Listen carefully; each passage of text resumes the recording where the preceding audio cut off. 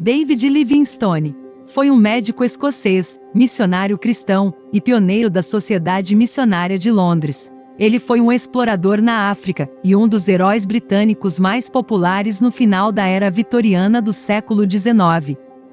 A fama de Livingstone como explorador e sua obsessão em descobrir as nascentes do rio Nilo foram fundadas na crença de que, se ele pudesse resolver esse antigo mistério, sua fama lhe daria influência para acabar com o comércio de escravos na África. Mas, como tudo isso aconteceu? Olá, eu sou a Ana. E eu, Antônio. Bem-vindo ao Grandes Expedições. Em cada episódio mergulhamos na história em busca dos grandes nomes, por trás das grandes explorações. Se inscreva em nosso canal, curta este episódio, deixe seu comentário e siga o Grandes Expedições nas principais redes sociais. Nesta primeira parte, vamos acompanhar a trajetória de David Livingstone, desde sua infância na Escócia até sua chegada na África. Então, vamos para a história. Livingstone nasceu em 19 de março de 1813, na cidade industrial de Blantyre, na Escócia. Sua família vivia em um prédio residencial para os trabalhadores de uma fábrica de algodão, que ficava às margens do rio Clyde. Ele foi o segundo de 7 filhos. Seu pai se chamava Neil Livingstone, e sua mãe Agnes. Livingstone começou a trabalhar aos 10 anos de idade na fábrica de algodão de Henry Mantiff. Ele e seu irmão John Livingstone trabalhavam 12 horas por dia como remendadores, amarrando fios de algodão quebrados nas máquinas de fiar. O pai de Livingstone, Neil Livingstone, era um professor de escola dominical e vendedor de chá, que distribuía folhetos cristãos em suas viagens. Seu pai era um leitor ávido de livros sobre teologia, viagens e empreendimentos missionários. Isso influenciou o jovem Livingstone, que também se tornaria um leitor entusiasmado, mas que também adorava vasculhar o campo em busca de animais, plantas e espécimes geológicos nas pedreiras de calcário. O pai de Livingstone temia que os livros de ciência estivessem prejudicando o cristianismo de seu filho, e tentou o forçar a não ler nada além de teologia. Mas o profundo interesse de Livingstone pela natureza e pela ciência o levou a investigar a relação entre religião e ciência. Em 1832, ele leu o livro Filosofia de um Estado Futuro, escrito por Thomas Dick, e encontrou a lógica de que precisava para conciliar fé e ciência. Além da Bíblia, este livro foi talvez sua maior influência filosófica. Outras influências significativas em sua infância foram Thomas Buck, um evangelista de Blantyre, e David Hogg, seu professor de escola dominical. Aos 15 anos, Livingstone trocou a Igreja da Escócia pela Igreja Congregacional. Influenciado por pregadores como Ralph Waddell, que negava limitações predestinadas à salvação. Influenciado pelos ensinamentos avivalistas, Livingstone aceitou a proposta apresentada por Charles Finney, professor de teologia no Oberlin College, em Ohio, onde o Espírito Santo está aberto a todos que o pedirem. Para Livingstone, isso significou uma libertação do medo da condenação eterna. As experiências de Livingstone na fábrica de algodão também foram importantes. O trabalho monótono era necessário para sustentar sua família, mas ensinou-lhe persistência, resistência e uma empatia natural com todos os trabalhadores. Aos 21 anos, ele ficou entusiasmado com um panfleto que seu pai recebeu da igreja. Esse panfleto apresentava o convite de Karl Gutslav para o envio de missionários para a China, apresentando um novo conceito de que os missionários deveriam ser treinados como médicos. Seu pai foi persuadido. Como muitos outros estudantes na Escócia, Livingstone deveria se sustentar, trabalhando da Páscoa a outubro, fora do período letivo. Para entrar na faculdade de medicina, ele precisava de algum conhecimento de latim. Para isso, ele foi ensinado por Daniel Gallagher, que mais tarde se tornaria padre e fundador da Igreja de São Simão Partit.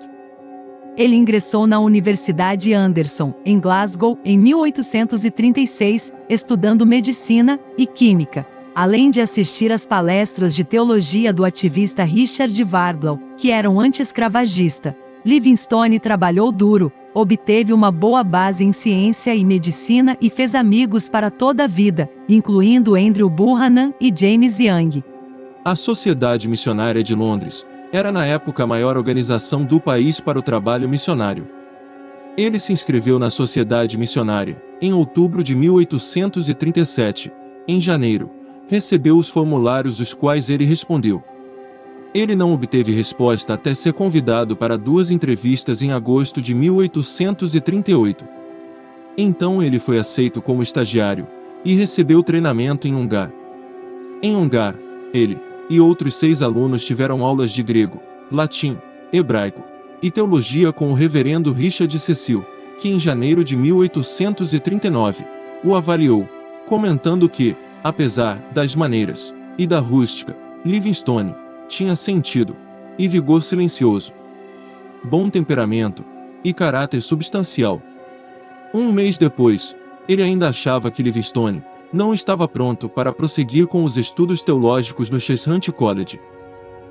Em junho de 1839, os diretores da Sociedade Missionária aceitaram que Livingstone continuasse estudando com Richard Cecil até o final do ano, e também em fornecer o suporte para os estudos médicos em Londres.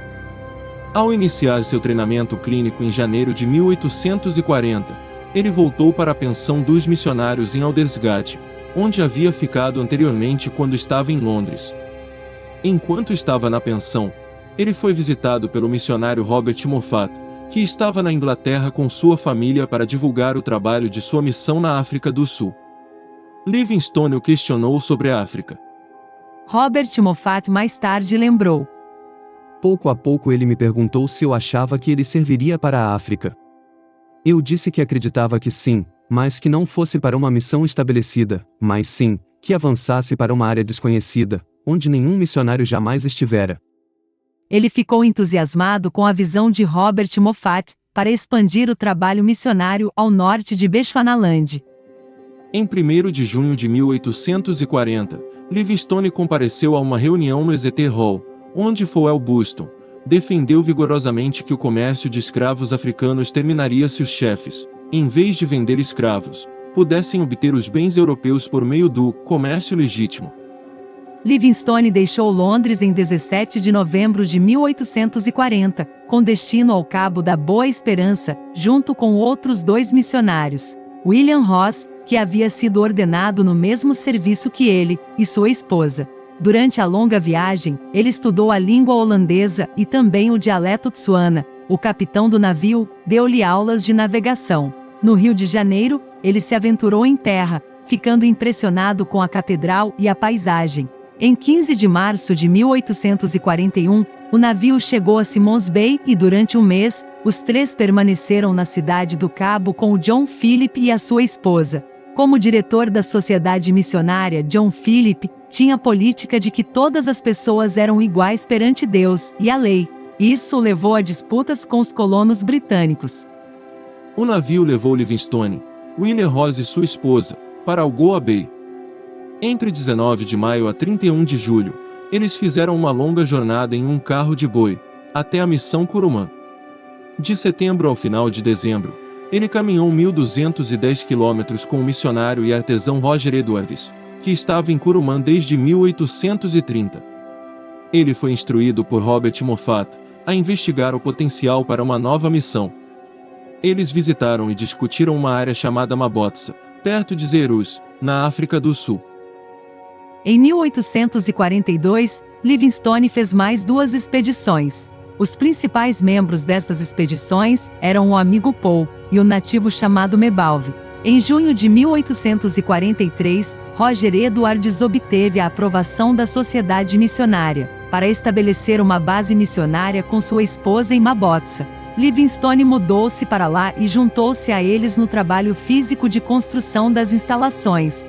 Ele escreveu para contar ao secretário da Sociedade Missionária, Arthur Tidman, dizendo que ficaria encantado em chamar Mabotsa de o centro da esfera dos seus trabalhos, mas tentaria se manter pronto para ir a qualquer lugar, desde que fosse avançado. Robert Moffat, acompanhado por 2 novas famílias de missionários, chegou ao Rio Vaal em janeiro de 1844. Livingstone cavalgou para encontrá-los lá, depois sentou-se no carro de boi e viajou com Robert Moffat por 17 ou 18 dias, até chegar em Curumã. Pela primeira vez, Livingstone conheceu a filha de Robert Moffat, que se chamava Mary. Os leões frequentemente atacavam os rebanhos dos aldeões de Mabotsa. Em 16 de fevereiro, Mebalve e Livingstone se juntaram a eles, para defender as ovelhas. Livingstone conseguiu acertar um tiro em um grande leão, mas enquanto ele recarregava, o leão o atacou, esmagando seu braço esquerdo, forçando a cair no chão.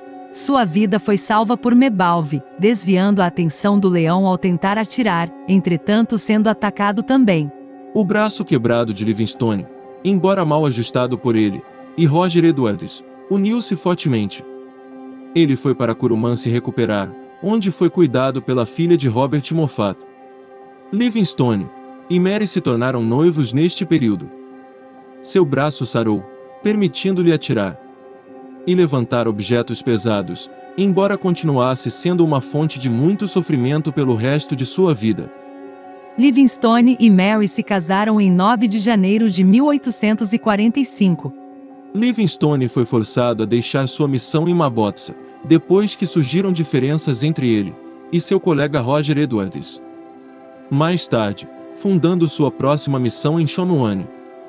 Em 1847, por causa da seca e do seu desejo de passar para as regiões mais remotas, ele fundou outra missão em Kolobe. Para melhorar suas habilidades no idioma Tswana e encontrar locais para estabelecer novas bases missionárias, Livingstone fez viagens ao norte de Kolobe com William Cotton Oswell. Em 1849, eles cruzaram o deserto de Kalahari e chegaram ao Lago Ngami. Em 1850, ele foi reconhecido pela Royal Geographical Society, que o presenteou com um cronômetro. Ele ouviu falar de um rio, que poderia se tornar uma estrada para a costa, e em agosto de 1851, eles chegaram ao Zambeze. Em 1852, depois de enviar sua família de volta para a Grã-Bretanha, Livingstone viajou para o norte até a vila de Linyanti, no rio Zambeze, localizada aproximadamente a meio caminho, entre a costa leste e oeste do continente. O chefe de Kololo concedeu autoridade a Livingstone para liderar uma exploração das rotas comerciais até a costa, com 27 guerreiros Kololo. Eles chegaram à cidade portuguesa de Luanda, no Atlântico, em maio de 1854, após profundas dificuldades e a quase morte de Livingstone por febre. Livingstone percebeu que a rota seria muito difícil para futuros comerciantes, então refez a jornada de volta a Linyanti. Então, com 114 homens Kololo, emprestados pelo mesmo chefe, ele partiu para o leste, descendo o rio Zambeze. Nesta pena, ele se tornou o primeiro europeu a ver a cachoeira Mosi-oa-Tunya, que ele chamou de Victoria Falls, em homenagem à Rainha Vitória. Ele alcançou com sucesso o porto de Quelimane no Oceano Índico, tendo mapeado a maior parte do curso do rio Zambeze. Por isso, Livingstone ficou famoso como o primeiro europeu a cruzar o centro-sul da África. Entretanto, já havia uma rede de rotas comerciais estabelecida há muito tempo.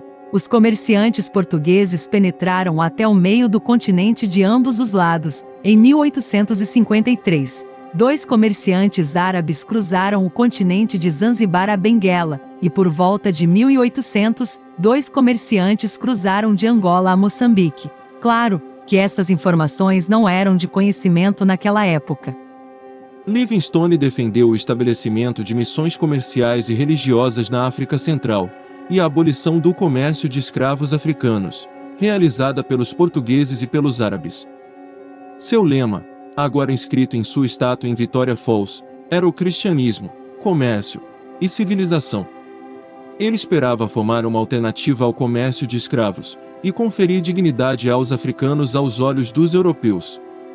Ele acreditava que a chave para alcançar esses objetivos era a navegação do rio Zambeze, como uma estrada comercial cristã, para o interior do continente.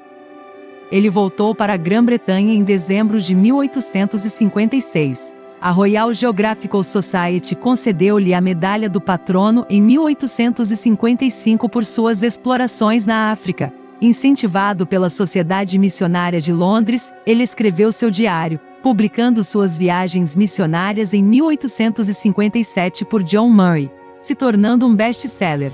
O livro inclui sua ciência de campo e descrições simpáticas do povo africano. Ele propôs que as missões e o comércio legítimo por rio na África acabariam com o comércio de escravos. Livingstone foi encorajado pela aceitação e repercussão dos seus trabalhos. Ele propôs fazer mais expedições, principalmente para encontrar rotas para o comércio, que ele acreditava que substituiriam as rotas de comércio de escravos. A Sociedade Missionária de Londres, ao saber de seus planos, enviou uma carta que Livingstone recebeu em Quelimane, parabenizando-o por sua jornada, mas dizendo que os diretores estavam restritos em ajudar, apenas com apoio na propagação do Evangelho. Esta rejeição brusca de apoio à exploração norte do Zambeze não foi suficiente para fazê-lo renunciar à sociedade missionária. Quando Roderick Murchison, presidente da Royal Geographical Society, o colocou em contato com o ministro das Relações Exteriores, Livingstone não disse nada aos diretores da sociedade missionária, mesmo quando a expedição ao Zambeze parecia-se mais provável de ser financiada pelo Tesouro Britânico. Livingstone disse a um amigo: Ainda não estou bem com o governo, mas estou quase rompendo com a sociedade missionária. Livingstone renunciou à sociedade missionária em 1857, e em maio daquele ano foi nomeado cônsul de Sua Majestade. Em fevereiro de 1858, sua área de jurisdição foi estipulada, sendo a costa oriental da África e os distritos do interior. Livingstone era uma celebridade, muito requisitado como orador público, e foi eleito para a Royal Society. Ele ganhou apoio público para seus planos, e levantou fundos para sua próxima expedição por meio de subscrição pública, bem como 5.000 libras esterlinas do governo, para explorar a viabilidade do comércio através do Zambeze. Neste ponto, encerramos esta primeira parte, onde acompanhamos a trajetória de David Livingstone, até sua chegada na África. No segundo episódio, vamos acompanhá-lo em seu retorno à África e suas expedições. Obrigado por ouvir o Grandes Expedições. Se inscreva em nosso canal, curta este episódio, deixe seu comentário e siga o Grandes Expedições nas principais redes sociais. Até o próximo episódio, até mais!